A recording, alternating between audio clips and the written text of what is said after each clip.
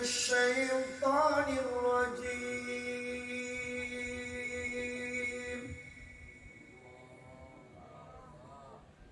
بسم الله الرحمن الرحيم.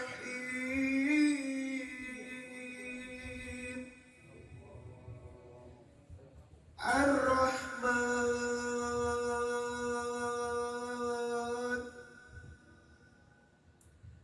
علم القرآن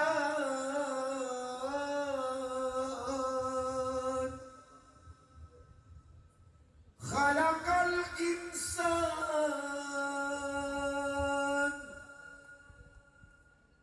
علمه البيان.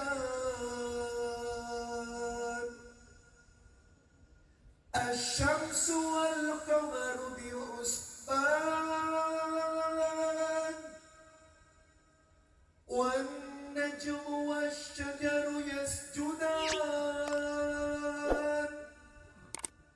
والسماء رفعها ووضع الميزان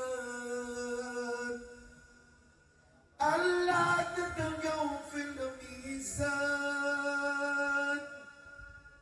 وأقيموا الوزن بالقسط ولا تخسروا الميزان والأرض وضعها للأنام فيها فاكهة والنخل ذات الأكمام والحب ذو العصف والريحان. Mari bersama-sama. Fabi'ayyi ala'i rabbikuma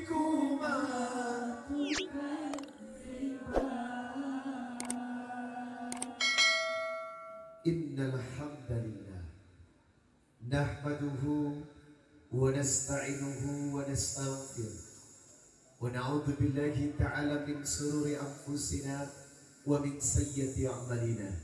May yahdihillahu fala mudilla lahu wa may yudlil fala hadiya lahu. Asyhadu an la ilaha illallah wahdahu la syarika lahu wa asyhadu anna Muhammadan abduhu wa rasuluh la nabiyya ba'da. Jamaah, oh jamaah, alhamdulillah. Bapak sehat? Bapak sehat? Kok lemes? Puasa Ustaz. Ibu sehat? Coba ibu kayaknya lebih banyak deh hadir.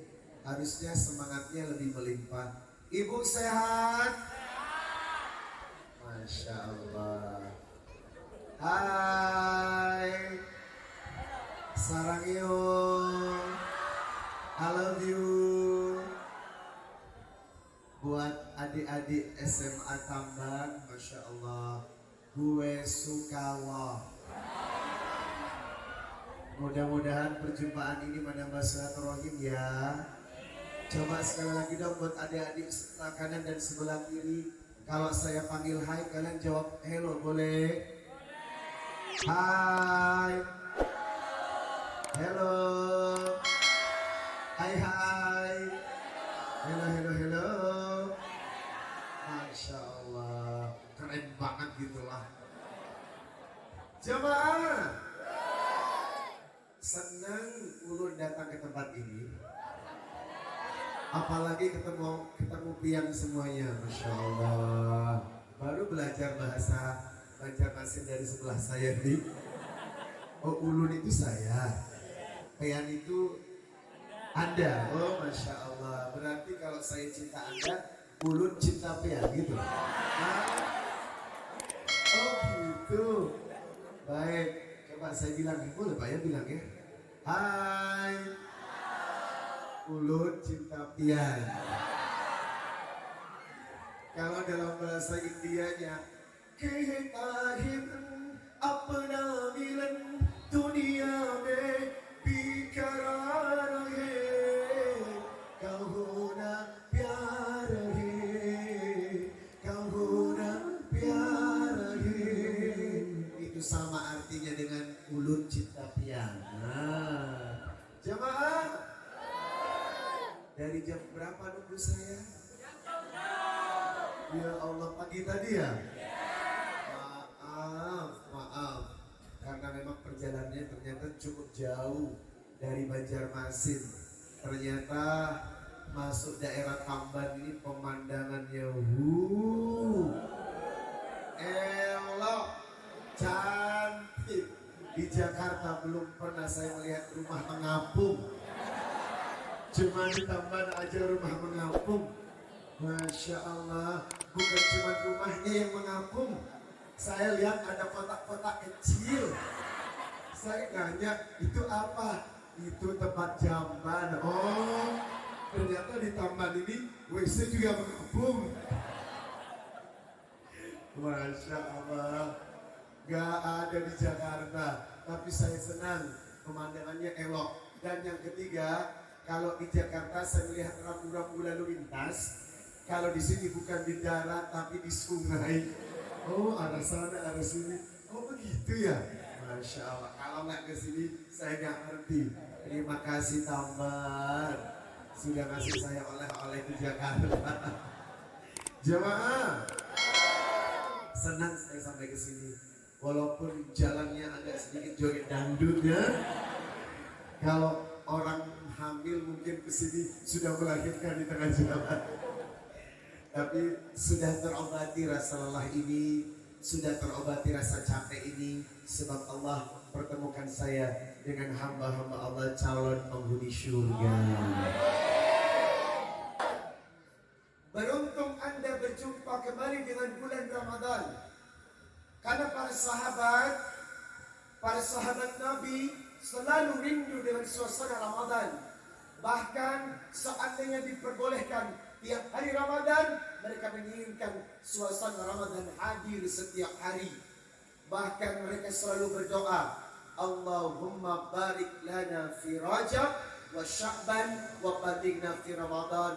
Ya Rabb, berkahi kami di bulan Rajab, Sya'ban, dan pertemukan kami dengan bulan Ramadan. Saking rindunya, bahkan sahabat Rasul 6 bulan sebelum Ramadan sudah berdoa ingin dipertemukan dengan bulan Ramadan, saking dahsyatnya bulan ini.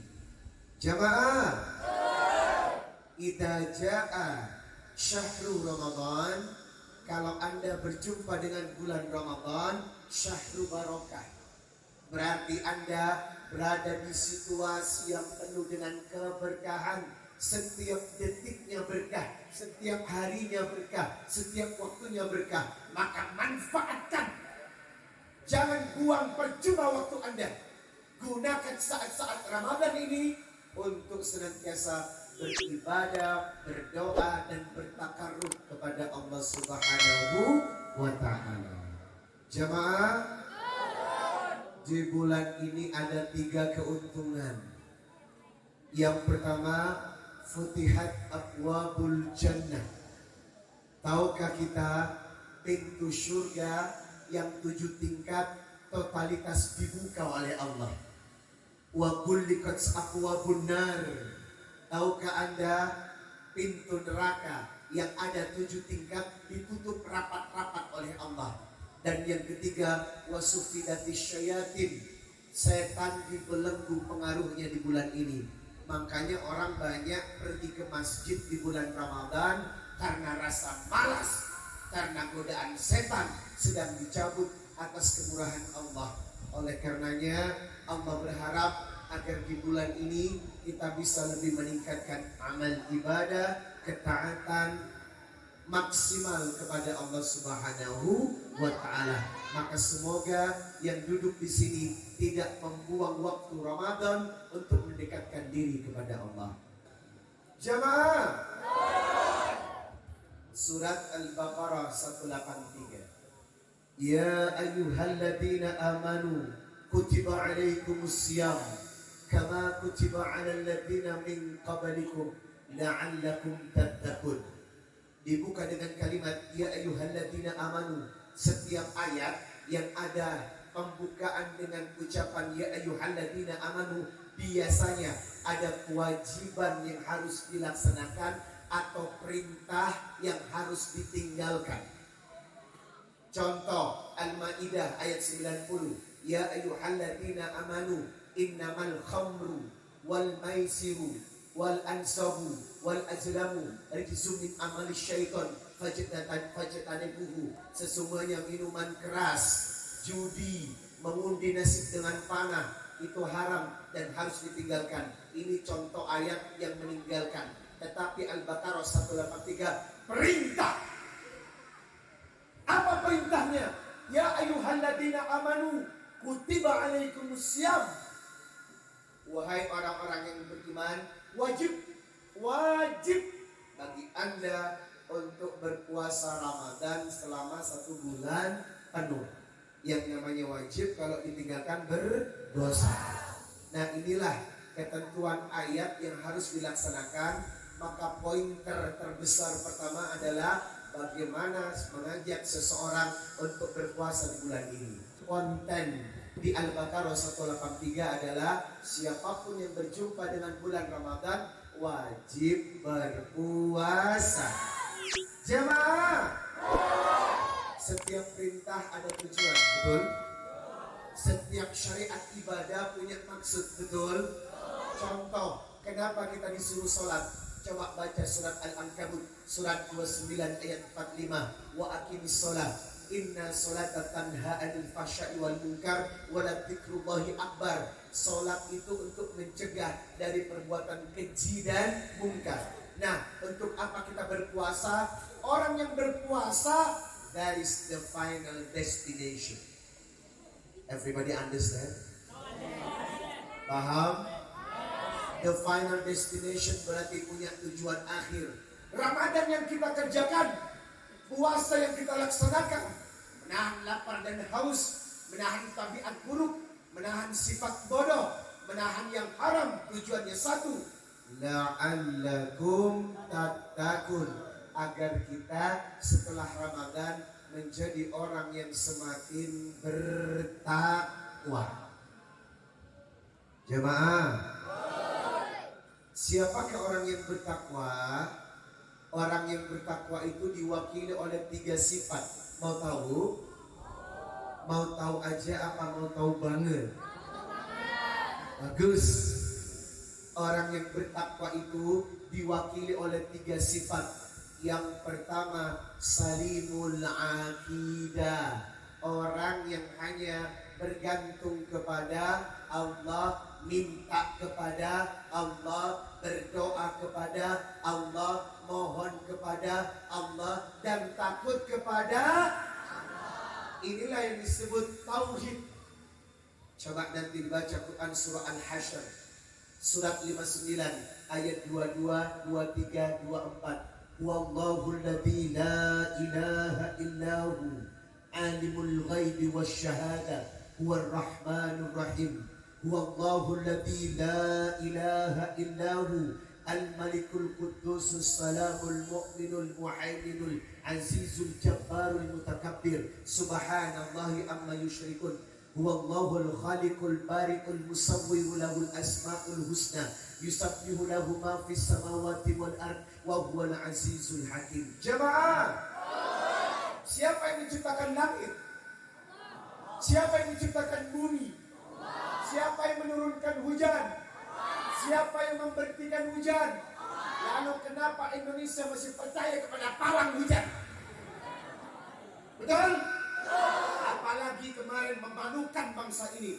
Satu trending topik, seorang gadis yang menyatakan sakti mandraguna dipakai di JP Formula Lombok untuk memindahkan dan memberhentikan hujan, memindahkan dan menyaring hujan. Siapa dia? Itu kan kerjaan Allah. Tetapi trending topik, Indonesia punya superwoman namanya pawang hujan. Ini kan dosa. Karena apa? Mintanya bukan kepada Allah, tapi pakai jampi-jampi syirkiyah. Inilah yang dikatakan tauhid.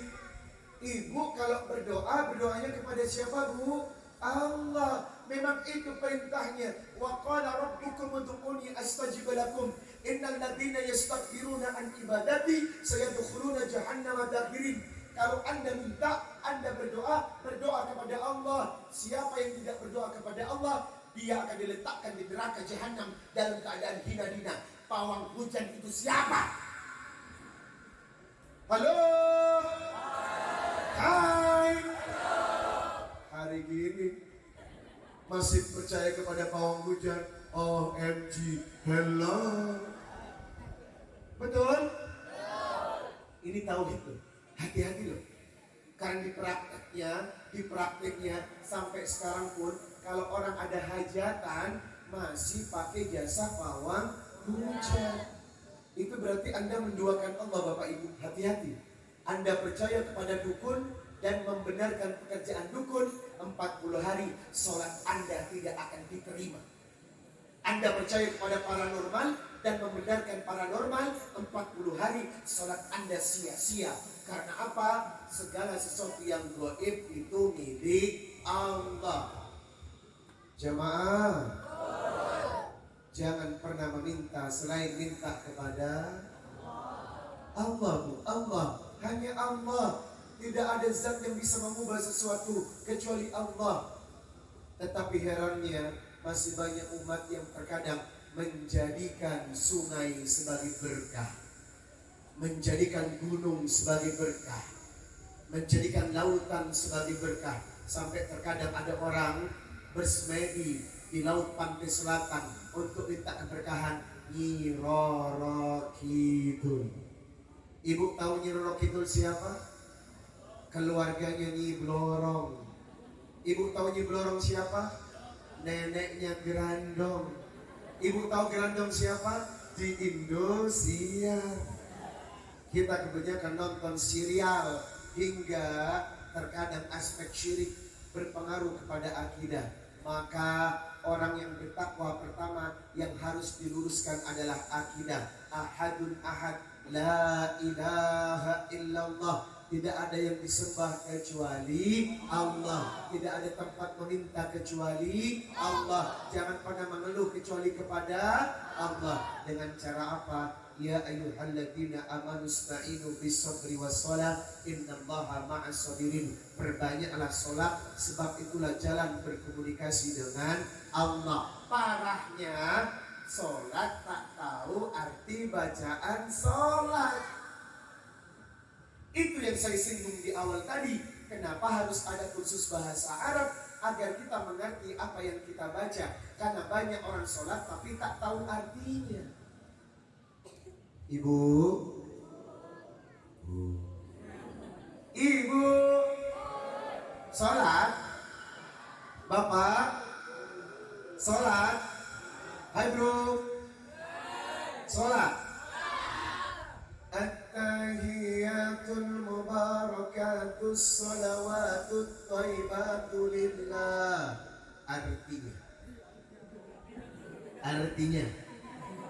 Artinya sadaqallahul azim. Apa saya bilang? Banyak orang bacaan sholat tapi tidak tahu artinya. Betul? Inilah kenapa banyak orang sholat tapi perbuatannya tidak baik. Karena sholatnya tidak khusyuk. Sedangkan syarat sholat diterima, qad aflahal mu'minun alladzina hum fi salatihim khashi'un. Orang yang sholatnya khusyuk karena bapak ibu mengerti. Ibu, Rabbi gfirli warhamni wajburni warfa'ni warzuqni wahdini wa'afini. Artinya sadaqallahul azim. Inilah yang saya maksud. Anda sholat tapi Anda tak tahu artinya. Coba kita baca surat Yasin. Yasin,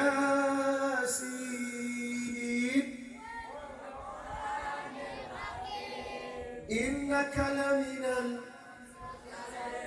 ala siratim tanzilan. Artinya sadaqallahul azim. Inilah kenapa banyak orang muslim mundur cantik. Kenapa mundur cantik? dia sholat tapi tidak khusyuk sebab tak tahu maknanya. Seandainya bapak ibu tahu maknanya, maka akan sering berlinang air mata. Makanya sholat itu harus tahu. Sudah duhur ya? Itu suara apa? Oh, masih mengaji ya? Jamaah, semoga belajar arti bahasa Arab ya. Kalau orang sholat tak tahu artinya seperti orang bicara dengan orang bisu. Jamaah, coba artikan saya ngomong apa? Madalah hamba. Tahu nggak? Mana? Hamba. Tahu nggak? Apa? Sakit perut udah Allah, astagfirullah. Itu ngarang gitu. Memang saya bilang, mana? Dia bilang sakit perut mau beol, ngarang gitu. Itulah orang kalau sholat tidak tahu artinya, akhirnya yang ada di otaknya ngarang. Betul? Padahal saya bilang perut saya lagi ada anginnya, saya mau kentut. Jemaah, jangan ngarang dalam sholat, Pak. Sebab itu yang menentukan Anda baik atau buruknya di hadapan Allah. Maka PR pertama, perbaiki kualitas sholat dengan memahami bacaan sholat. Jemaah. Yang kedua, sahihul ibadah. Orang yang bertakwa itu ibadahnya TOP banget gitu loh. Top. Makanya di bulan Ramadan ini jangan buang waktu untuk tidak beribadah dan maksimal kepada Allah. Karena la'allakum tattaqun, orang yang sukses Ramadannya, orang yang kuat ibadahnya. Apa saja yang harus kita kerjakan? Man qama ramadhana imanan wa ihtisaban ghufira lahu ma taqaddama min dambi. Salah satu tabiat ibadah di bulan Ramadan, jangan tinggalkan sholat tarawih atau sholatul lail atau sholat tahajud. Siapa yang rajin sholat tarawih, maka Allah akan meletakkan dirinya di maqam mahmuda, tempat yang paling mulia. Jamaah, ibu tahu nggak sih manfaat sholat tarawih? Bapak ibu tahu nggak sih manfaat sholat malam? Nabi berkata, yanzilu rabbuna ila sama'id dunya. Allah turun ke langit dunia kullul lail, setiap malam, hina yabqa thuluthul lailil akhir, dan Allah turun di sepertiga malam terakhir. Kalau hari biasa di luar bulan Ramadan, Allah turun ke langit dunia di sepertiga malam terakhir. Kalau Ramadan, Allah turun setiap malam. Ngapain? Falyakul, dan Allah berjanji, mayyadakuni fa'astajiba lahu. Siapa yang berdoa di saat sholat tarawih di bulan Ramadan, maka doanya akan dikabulkan. Mayyas'aluni fa'utiyahu. Siapa yang mohon kemudahan atas kesulitan yang dia rasakan dan dia minta ke saat sholat malam atau sholat tarawih di bulan Ramadan, maka kesulitannya diganti dengan kemudahan. Mayyastakfiruni fa'ughfir lahu. Siapa yang beristighfar, memohon ampun atas dosa-dosa yang dia lakukan saat sholat malam di bulan Ramadan, maka akan akan Allah hapuskan segala dosanya. Masya Allah. Jadi ibu tahu 3 keuntungan sholat malam: doanya dikabulkan, kesulitannya dihapus, dan yang ketiga, dosanya diampuni. Makanya ibu yang punya hajat, yang punya keinginan, sampaikan ketika sholat tarawih, sampaikan ketika sholat malam. Karena demi Allah, siapa yang berdoa ketika sholat malam, doanya tidak tertolak. Jamaah, jangan malas sholat tarawih ya. Manfaatkan sampai sebulan penuh. Setelah Ramadan, lanjutkan dengan sholat tahajud. Ini sholat malam yang harus tetap diperhatikan. Sebab kata Nabi, ahabbus siyami ba'da syahri Ramadan syahrullahil muharram. Puasa yang utama setelah Ramadan tanggal 10 Muharram. wa ahabbus salati ba'dal faridah salatul lail. Salat yang utama setelah 5 waktu adalah salat malam atau salat tahajud setelah bulan Ramadan. Maka siapa yang istiqomah dengan salat malam, demi Allah segala hajatnya akan dibantu dan doanya dikabulkan. Amin. Yang ketiga, tabiat orang bertakwa, matinul khuluq, semakin bagus akhlaknya. Jamaah, Ustaz, orang yang berakhlak itu apa? Pertama, man kana yu'minu billahi wal yawmil akhir falyaqul khaira aw liyasmut. Nabi berkata, orang yang berakhlak diukur dari mulutnya. Siapa yang beriman kepada Allah, ngomong yang baik. Kalau tak mampu lebih baik, diam. Ibu, tolong jawab pertanyaan saya dengan jujur. Ibu, boleh saya lebih dekat lagi? Boleh saya lebih dekat lagi? Tolong blok sini deh, blok sini dulu. Angkat tangan yang belum pernah ngomongin orang. Hah? Nggak ada? Ternyata jilbabnya lebar, bajunya lebar, mulutnya astagfirullah. Coba bagian sini. Katanya laki-laki itu jarang ngomongin orang. Coba bagian sini. Bapak, Ibu, jujur, angkat tangan yang belum pernah ngomongin orang. Astagfirullah. Ternyata laki-laki juga ember, suka ngomongin. Inilah yang dikatakan akhlak. Al-muslim salim al-muslimuna lisanihi wa yadihi. Seorang yang beragama Islam itu selamat mulutnya dan tangannya dari menyakiti orang lain. Hai anak-anak muda yang pakai Instagram, tolong jaga jari jemari kalian untuk tidak komentar kepada orang lain. Karena biasanya orang ini suka menghina, menjatuhkan, cyberbullying, mengata-ngatain, semua dari Instagram. Mulut kotor diungkapkan dengan 10 jari. Inilah yang disebutkan saat ini bukan cuma mulutmu harimaumu, tetapi jarimu harimaumu. Sekarang bukan cuma mulut yang pedas, tetapi tangan juga pedas. Dan yang paling menyakitkan, Indonesia ini negara Islam terbesar di dunia, tapi mendapatkan penghargaan dari Microsoft pengguna media sosial. Negara manakah yang mulutnya paling nyinyir? Mana? Oh sadar, jatuh kepada negara +62. Coba cek handphone Anda, +62 atau +65? Oh +62. Najis teralala. Ternyata mulut orang Indonesia ini betul-betul harus disekolahkan agar tidak mudah menghina orang. Sudah ada nih? Itu? Oh masih ngaji. Baik. Jemaah, lanjut. 3 tabiat takwa tadi. Salimul akidah, tolong bergantung hanya kepada Allah.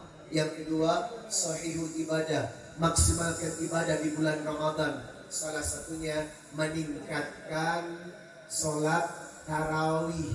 Yang ketiga, matinul khuluq, jangan lupa memperbaiki akhlak. Yang tidak boleh ditinggalkan, man qama lailatal qadri imanan wa ihtisaban ghufira lahu ma taqaddama min dambi. Tolong berburu malam Lailatul Qadar agar kita dimuliakan dengan satu malam yang lebih baik daripada 1000 bulan. Jamaah, Bulan Ramadan juga disebut syahrud doa. Apa itu syahrud doa? Bulan doa di mana siapa yang berpuasa, sholat malam dan berusaha menjaga Ramadan, doanya pasti akan dikabulkan. Dan saya yakin yang duduk di sini pasti punya hajat sendiri-sendiri. Betul? Maka siapa yang hajatnya belum disampaikan atau sudah disampaikan tetapi belum dikabulkan, berdoalah selama Ramadan. Demi Allah, doa Anda akan dibayar cash, dibayar kontan. Sebab bulan Ramadan adalah syahrul doa, bulan berdoa. Silakan yang punya hajat sampaikan kepada Allah apa yang diinginkan. Dan nanti di akhir acara akan ada penggalangan wakaf Quran dan tawasul bil amal.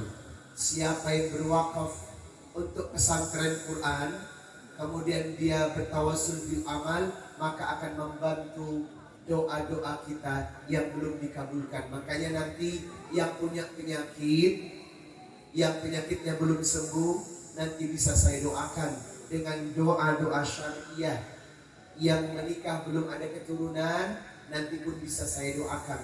Yang ketiga, yang punya masalah ingin diselesaikan, bisa didoakan. Dan yang ingin berangkat ke Baitullah agar rezekinya lancar, silakan berwakaf dan insya Allah juga didoakan. Jamaah, kita nanti berdoa ya, semoga makin berkah. Amin ya Rabbal. Ayo kita mulai dengan sedekah dulu. Insya Allah nanti akan dipandu oleh adik-adik. Saya iringi dengan selawat. Saya doakan yang bersedekah pagi ini rezekinya semakin melimpah. Silakan adik-adik. Salatullah salamullah, semuanya ala Taha Rasulillah. Salatullah salamullah ala Yasin Habibillah. Tawasalna bismillah wa bilahadi Rasulillah wa kulli mujahidin lillah bi alin